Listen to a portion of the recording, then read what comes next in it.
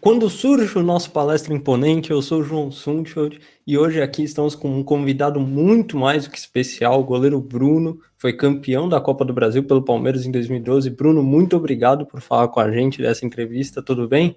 Tudo bem, João? Muito obrigado a vocês pelo convite. Então, Bruno, para começar aqui, eu tenho uma perguntinha aqui já relembrando essa Copa do Brasil de 2012, né? Que mesmo a final em 2 jogos, né? É uma coisa enervante para o jogador. Eu imagino que seja uma coisa que você tenha ficado nervoso, todo mundo tenha ficado.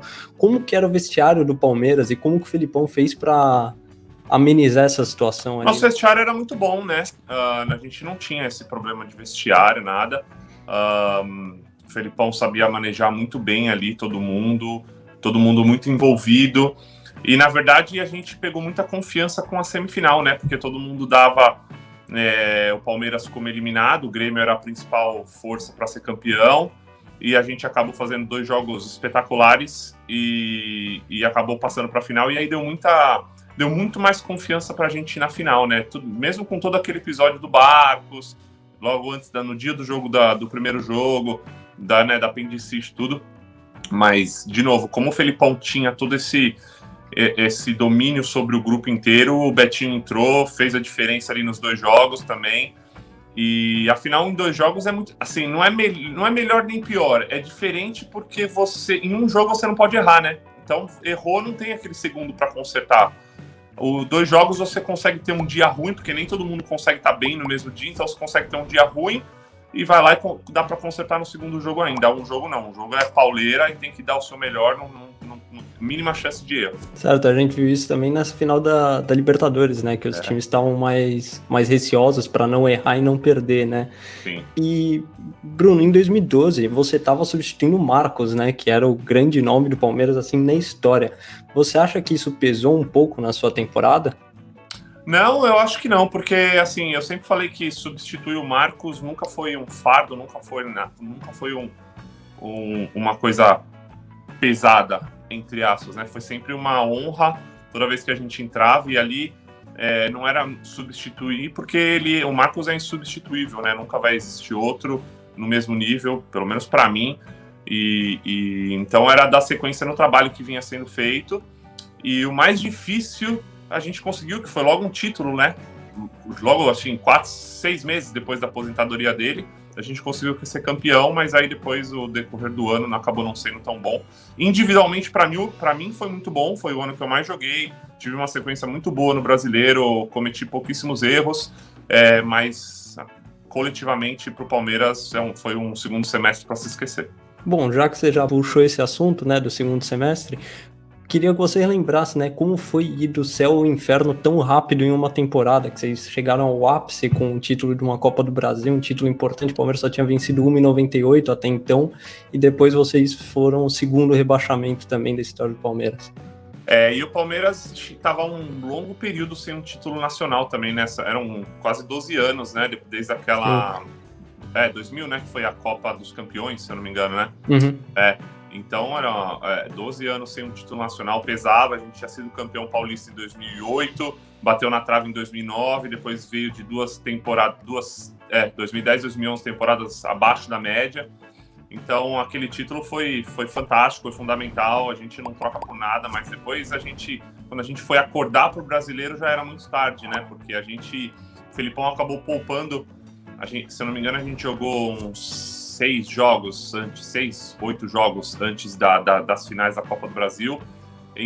Acho que, se não me engano, 2 ou 3 jogos ele poupou todos os titulares e a gente não conseguia vencer. Eu lembro que a nossa estreia foi contra a Portuguesa, no Canindé, a gente empatou. E aí, quando a gente voltou para a Copa do Brasil, ainda teve, né, baixar a poeira. Eu lembro que a gente foi campeão na quarta, no sábado teve o São Paulo em Barueri já, e a gente empatou, e depois a gente já voltou para o Couto Pereira de novo, empatou de novo lá. Então, foi uma sequência bem ruim, e quando a gente acordou já era tarde demais. E aí a gente teve... Nosso grupo era basicamente montado para essas competições mata-mata, né? E aí, quando a gente precisou do campeonato longo, a gente acabou não tendo peças, muitas lesões dos principais jogadores, e quem entrou acabou não dando conta, não foi à altura, e a gente acabou conseguindo fazer um campeonato bem ruim. E nesse momento ruim do campeonato Palmeiras, como que era o vestiário? Não dá para falar que era bom, né? Era ruim também. A gente não conseguia se acertar e ficava triste por isso, né? Bravo, assim, porque a gente não conseguia se acertar. Não vinham os resultados. A gente jogava dentro da nossa realidade naquela altura do campeonato bem, mas não tem aquela famosa sorte de campeão, né? Você sabe que o time vai ser campeão por tudo que está acontecendo. Ali, naquele momento ali, a gente sabia que não estava pesando ao nosso favor. E aí teve a saída do Felipão, né, o Narciso por alguns jogos, a chegada do Gilson, a gente até ganhou um gás, né, um fôlego a mais com o Gilson, com três vitórias seguidas, incluindo a Sul-Americana, mas depois acabou não conseguindo mais. Bom, e você jogou com o Praz e com o Marcos, né, no Palmeiras, são dois grandes goleiros da história. O Praz se aposentou ontem.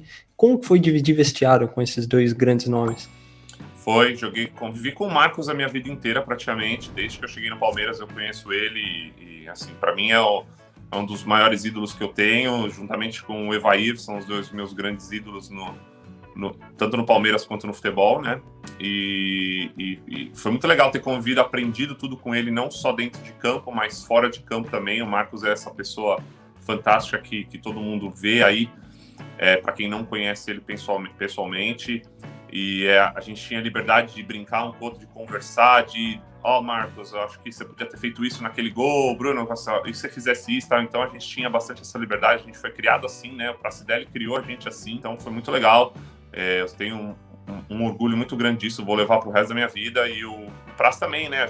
Ele chegou naquele fim de 2012, a gente conviveu em 2013, 2014 junto ali, concentrava junto todas as vezes também, então é um amigo que eu tenho também, nossas famílias são amigas também, então tenho orgulho de poder ter dividido também, de ter participado da carreira dele e ele da minha, e eu vou levar assim também para sempre, porque a gente estava no Palmeiras num momento muito difícil, né, que foi quando caiu, em 2013 o Paulo Nobre assumiu e eu já conheci o Paulo, e o Praz chegou, então a gente meio que eu e o Praz, a gente, como o Praz mais velho de idade, eu mais velho de casa, assumimos ali, ajudamos muito o Paulo Nobre nessa reconstrução do Palmeiras, que estava ali caminhando, né, no começo. Então, eu tenho muito orgulho disso e tanto eu aprendendo com eles quanto eles aprendendo com a gente. E você comentou do Paulo Nobre, como que foi esse começo de mandato dele, né? Porque o começo foi um pouco mais devagar, né?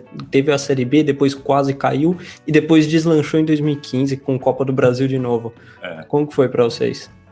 Foi bem devagar porque o Palmeiras estava numa situação muito difícil, né? Não tinha dinheiro para nada, se vocês lembram. A gente começou a pré-temporada naquele ano de 2013, acho que não tinha 22 jogadores para fazer coletivo, a gente eu lembro até um treino, teve que pegar os meninos da assessoria de imprensa para completar treino, não existe isso num time profissional, né, e o Paulo pegou uma bucha muito grande, eu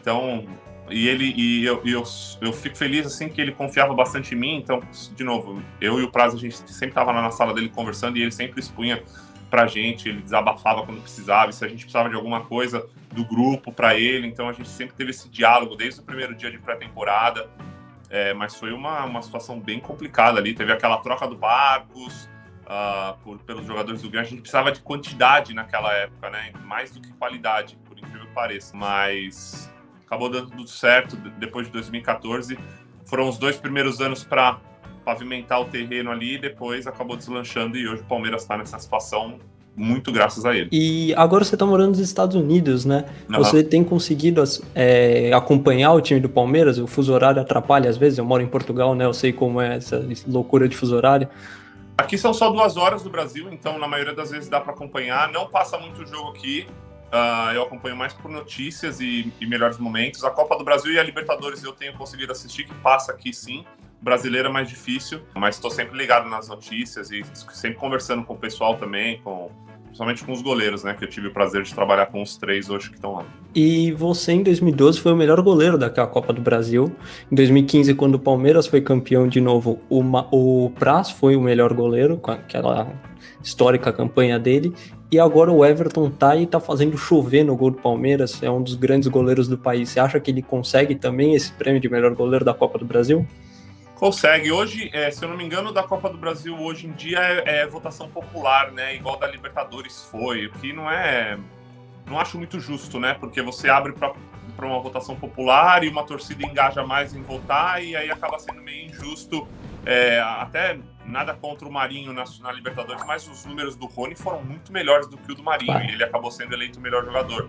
Então eu não acho justo abrir para votação popular. Você pode ter 2 prêmios separados, um de votação popular e um de verdade mesmo, nesse sentido. Mas o Everton hoje é o melhor goleiro do Brasil disparado, merece convocação. É o mesmo nível do Alisson e do Ederson, são os 3 goleiros que o Tite, tenho certeza, tem confiança e vão ser os goleiros do Brasil aí por muito tempo, porque tem condições e tá fazendo história no gol do Palmeiras, com certeza. Você, né, o Palmeiras é conhecido por ser uma academia de goleiros, formou ao longo da sua história muitos goleiros muito bons, e você fez parte dessa academia de goleiros, e agora o Palmeiras está tendo, de novo, depois de muitos anos, um novo goleiro da base surgindo, que é o Vinícius Silvestre. Você conhece o Vinícius? Chegou a assistir os jogos dele? Conheço o Vinícius, a gente é amigo aí de bastante tempo. Quando ele subiu, já estava na base, ele treinava com a gente muitas vezes. Depois, nos últimos 2013, 2014, 2015, ele sempre estava lá com a gente. 2013 e 2014, ali nos últimos 2 anos, ele estava lá diariamente. Então, é um amigo que eu tenho também, falo direto com ele, dei parabéns para ele pelos últimos 2 jogos que ele fez, conversei com ele. O momento do Palmeiras o Palmeiras ficou um tempo sem goleiro da base porque o momento pedia para ser diferente, né? Foi justamente naquela transição de contratar todo mundo. Então, aproveita e vai nos goleiros também, né? O Praz já tava, veio o Everton, veio o Jailson, veio todo mundo. O Jailson já tava, inclusive, veio os outros que passaram, que não deram certo. Não é fácil jogar no Palmeiras, não adianta você achar que qualquer um vai chegar e vai jogar, não é. E principalmente conquistar títulos. Mas o momento não pedia. E agora tá voltando, né? Com toda essa molecada da base.